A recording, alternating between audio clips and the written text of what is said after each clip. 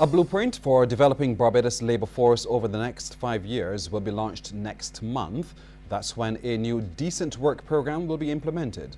Word of this from Labour Minister Dr. Estebayar-Sekou.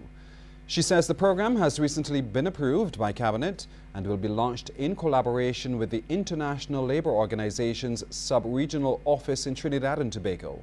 She made the disclosure at the Midterm Delegates Conference of the Congress of Trade Unions and Staff Associations of Barbados. It basically promotes the notion that all members of the workforce are entitled to jobs, to equal and fair compensation for their work, healthy working conditions, systems which support them in the event of reduction or loss of income, the right to be heard, and the right to appeal. It is a concept which mandates all of us in the labour arena to be focused in our efforts to create an environment which is conducive to productivity and which is developmental and relevant to the current social and economic times. Dr. Bayar-Sekou says the Decent Work Programme will focus on 5 priority areas, including the strengthening of national employment policies, and right now we've just about completed our national employment policy, which Cabinet will see shortly. The enhancement of competency-based technical and vocational education and training, and the building of capacity within the tripartite partners so that they may be made better able to contribute to social and economic development. This Decent Work Country program encapsulates all the strategic objectives which have been identified by the Ministry and its agencies and which are supported by its stakeholders. The Barbados Council for the Disabled has launched another phase of its sexual reproductive health program. The Sexual Reproductive Health Window was launched at Harambee House in conjunction with United Nations Population Fund. President of the Council, Senator Carrie-Ann Eiffel, told CBC News that an office will be set up where a counsellor will meet and advise young people with disabilities. This phase is going to challenge the young people because we're trying to educate them with the knowledge about their sexual rights. Eventually, we will also take an approach to family members and giving them the opportunity to come forward with their concerns, because if the young people have the knowledge and they still go home and their parents still, want to keep them segregated. Meantime, Assistant Representative with the UNFPA's sub-regional office, Isiyoa Iahen, said a focus group among people with disabilities revealed some disturbing results, especially among females in the 20 to 30 age group. I never had a pap smear done, and these were adult women, right? So they've never gone to get reproductive health services because of any, I don't know if it's stigma or some kind of perception that the medical services will not be responsive to their needs. So within that focus group, there were many revealing things that showed that we need to address this problem. The Director of Parados, Marcia Graham, says some teachers in Barbados are not equipped to deal with children in a non-violent way. She was responding to the question of whether corporal punishment is the best method to discipline students. Ms. Graham says teachers will have to be retrained to cope with situations. It doesn't happen overnight. You've got to raise the self-esteem of the teaching staff, raise the self-esteem of the students, raise the self-esteem of the parents. You've got to get people to start feeling good about themselves, to set goals, to know what they want, and to work towards them. And people will become so busy achieving what they want to achieve that there is not all of the distractions that will happen, but it will take time.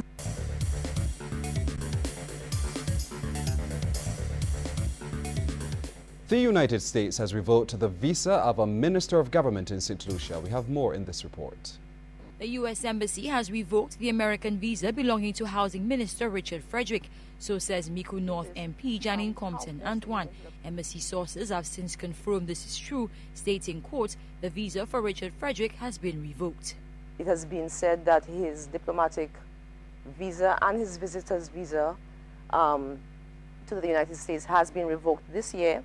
And if this, in fact, is the case, the Prime Minister should inform his cabinet and should inform St. Lucia as to why a Minister of Government's visas to the United States have been revoked. We spoke to Housing Minister Richard Frederick, who said he was, quote, shocked and utterly surprised by this development. The minister also wanted to know why now. Compton Antoine has no answers about what could have led the U.S. government to make this decision, revoking the visitor and diplomatic visa belonging to the minister. I know that the American government did have an issue with what was happening with the control of customs. I can't say whether or not this is linked. I do not, as I said, I don't know whether why the passport was revoked, the visa was revoked, if in fact it was revoked. The housing minister also wanted to know, why would Johnny know this before me? We understand it is customary for the U.S. Embassy not to inform anyone if their visas have been revoked. It is something they find out when they attempt to visit the U.S. Compton Antoine says this is a development that warrants an explanation from the Prime Minister. Prime Minister Dean Barrow of Belize has declared a week of mourning in honor of George Price, the country's first Prime Minister, who died yesterday at the age of 92. Prime Minister Barrow described Price as a giant of a man, the greatest architect of Belizean nationalism and Belizean sovereignty. Mr. Barrow said that the government, in collaboration with the family of the late Prime Minister, is making arrangements for a state funeral to take place on September the 26th. Until then, flags in Belize are being flown at half-staff, with the exception of Independence Day on Wednesday of this week.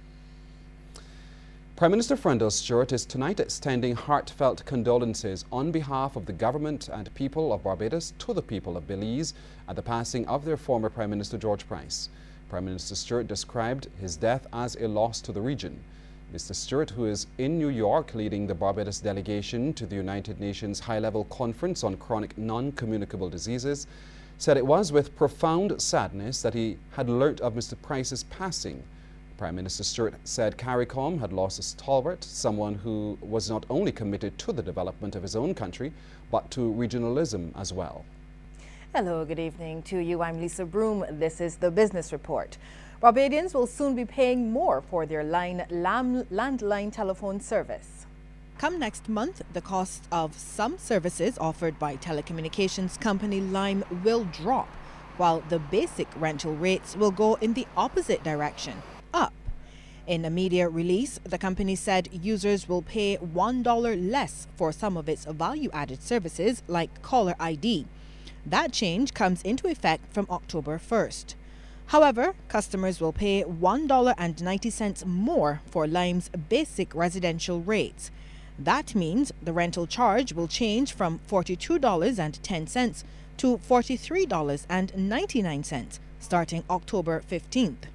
Lime's managing director Alex MacDonald described the increase as unavoidable and said it was needed to cover the rising cost of raw materials, including utilities and copper.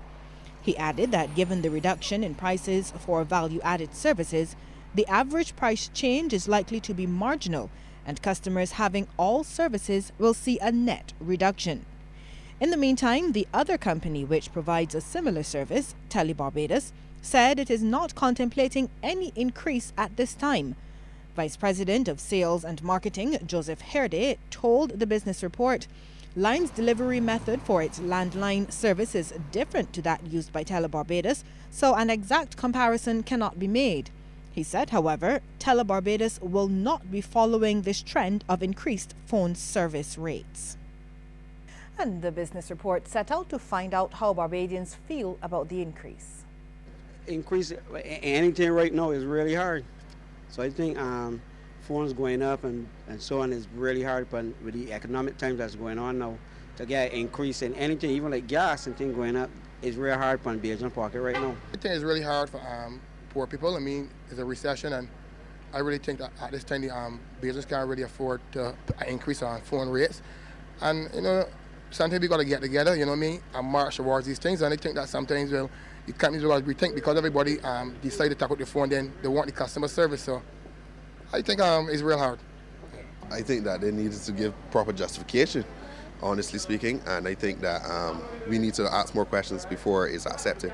I can't say that a rate increase right now makes any sense at all. Because, I mean, as everybody else will probably said, all the utilities going on now to add line to it too when we are going through what we are going through, and we are being told every day about global economic crisis.